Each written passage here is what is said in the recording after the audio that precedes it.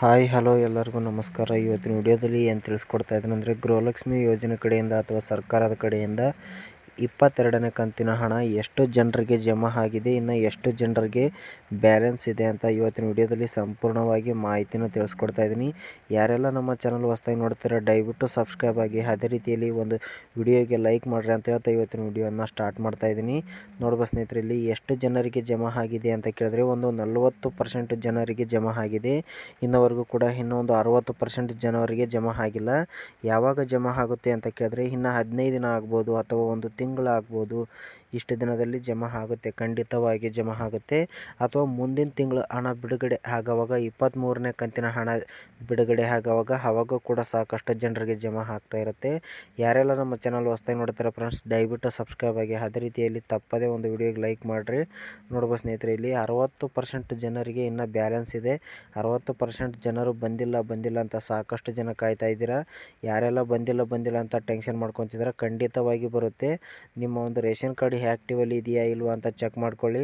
ಆ್ಯಕ್ಟಿವಲ್ಲಿ ಇದ್ದರೆ ಮಾತ್ರ ನಿಮಗೆ ಹಣ ಬರುತ್ತೆ, ಇಲ್ಲಾಂದರೆ ಬರೋದಿಲ್ಲ ಸ್ನೇಹಿತರೆ. ನಾನು ಆ ವಿಡಿಯೋ ಕೂಡ ಮಾಡಿದ್ದೀನಿ, ಆ ವಿಡಿಯೋ ಲಿಂಕನ್ನು ಇದರಲ್ಲಿ ಹಾಕಿರ್ತೀನಿ. ತಪ್ಪದೇ ಹೋಗಿ ಆ ವಿಡಿಯೋನ ನೋಡಿರಿ. ನೋಡ್ಕೊಂಡು ಆ ವಿಡಿಯೋದಲ್ಲಿ ಏನು ಹೇಳಿದ್ದೀನಿ ಅದೇ ಥರನ ಮಾಡಿರಿ.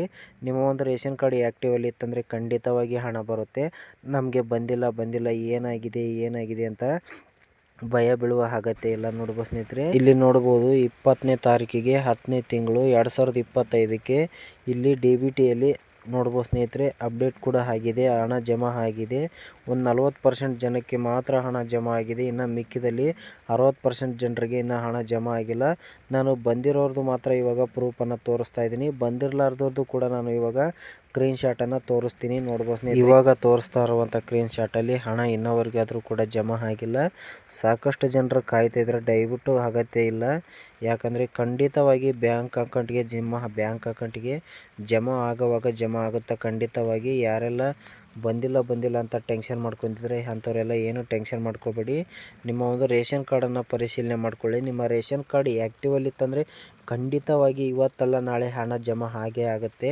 ಅಷ್ಟು ಅವಸರದಿಂದ ಏನು ಇದು ಮಾಡೋಕ್ಕೆ ಹೋಗ್ಬೇಡಿ, ಖಂಡಿತವಾಗಿ ಬರುತ್ತೆ ನಿಮಗೆ. ಅದು ಚೆಕ್ ಮಾಡೋಕ್ಕೆ ಬಂದಿಲ್ಲ ಅಂತಂದರೆ ಯಾವುದಾದ್ರೂ ಒಂದು ಗ್ರಾಮ್ ಆಗಿರ್ಬೋದು, ಕರ್ನಾಟಕ ಆಗಿರ್ಬೋದು, CSC ಸೆಂಟರ್ ಆಗಿರ್ಬೋದು, ಯಾವುದೋ ಒಂದು ಜೆರಾಕ್ಸ್ ಅಂಗಡಿಯಲ್ಲಿ ಆಗಿರ್ಬೋದು, ಹೋಗಿ ನಿಮ್ಮ ಒಂದು ರೇಷನ್ ಕಾರ್ಡ್ನ ಪರಿಶೀಲನೆ ಮಾಡ್ಕೊಳ್ಳಿ. ಆ್ಯಕ್ಟಿವಲ್ಲಿ ಇದೆಯಾ ಅಥವಾ ಇನ್ಆ್ಯಕ್ಟಿವಲ್ಲಿ ಇದೆಯಾ ಅಂತ. ಆ್ಯಕ್ಟಿವಲ್ಲಿ ಇದ್ದರೆ ಮಾತ್ರ ಹಣ ಬರುತ್ತೆ, ಇನ್ಆ್ಯಕ್ಟಿವಲ್ಲಿ ಇದ್ದರೆ ಬರಲ್ಲ. ಅಥವಾ ನೀವೇ ಚೆಕ್ ಮಾಡ್ತೀವಿ ಅಂದರೆ ಕನ್ನಡದಲ್ಲಿ ಅಥವಾ ಇಂಗ್ಲೀಷ್ನಲ್ಲಿ, ಕನ್ನಡದಲ್ಲಿ ಇದ್ದರೆ ಸಕ್ರಿಯ ಅಂತ ಇರುತ್ತೆ, ಇಂಗ್ಲೀಷ್ನಲ್ಲಿದ್ದರೆ ಆ್ಯಕ್ಟಿವ್ ಅಂತ ಇರುತ್ತೆ. ನೀವು ಕೂಡ ಚೆಕ್ ಮಾಡ್ಕೊಂಡು ನೀವೇ ನಿಮ್ಮ ಕಣ್ಣಾರವನ್ನು ನೋಡ್ಕೋಬೋದು. ನಮ್ಮ ಒಂದು ಯೂಟ್ಯೂಬ್ ಚಾನಲಲ್ಲಿ ಫೇಕ್ ಮಾಹಿತಿನ ಹೇಳೋದಿಲ್ಲ. ಖಂಡಿತವಾಗಿ ನಮ್ಮ ಯೂಟ್ಯೂಬ್ ಚಾನಲ್ಗೆ ತಪ್ಪದೇ ಸಬ್ಸ್ಕ್ರೈಬ್ ಮಾಡಿ ಫ್ರೆಂಡ್ಸ್.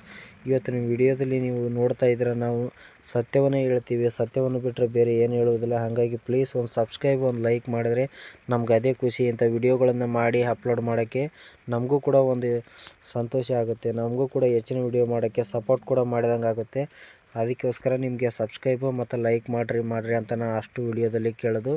ನೋಡ್ಬೋದು ಸ್ನೇಹಿತರೆ, ನಿಮಗೆ ಯಾರೆಲ್ಲ ಬಂದಿಲ್ಲ ಅಂತ ಕಾಯ್ತಾ ಇದ್ದೀರಾ ಅಂಥವ್ರು ಏನು ಟೆನ್ಷನ್ ಮಾಡ್ಕೊಳ್ಳೋ ಅಗತ್ಯ ಇಲ್ಲ. ನಾನು ಪದೇ ಹೇಳ್ತಾ ಇದ್ದೀನಿ, ಯಾಕಂದರೆ ಏನೂ ಆಗಿರಲ್ಲ. ನಿಮ್ಮ ಒಂದು ರೇಷನ್ ಕಾರ್ಡ್ ನಿಮ್ಮ ಮೊಬೈಲ್ ಮೂಲಕನೇ ಚೆಕ್ ಮಾಡ್ಕೊಂಡು ನೀವು ಪರಿಶೀಲನೆ ಮಾಡ್ಕೊಂಡು ನೋಡ್ಕೊಂಡ್ಬಿಟ್ಟು ಅವಾಗ ನಿಮ್ಮ ಒಂದು ರೇಷನ್ ಕಾರ್ಡ್ ಆ್ಯಕ್ಟಿವಲ್ಲಿದ್ದರೆ ಮಾತ್ರ ಬರುತ್ತೆ. BPL ಆಗಿರ್ಬೋದು, APL ಆಗಿರ್ಬೋದು, ಯಾವುದೇ ಕಾರ್ಡ್ ಆದರೂ ಕೂಡ ಅಷ್ಟೇ.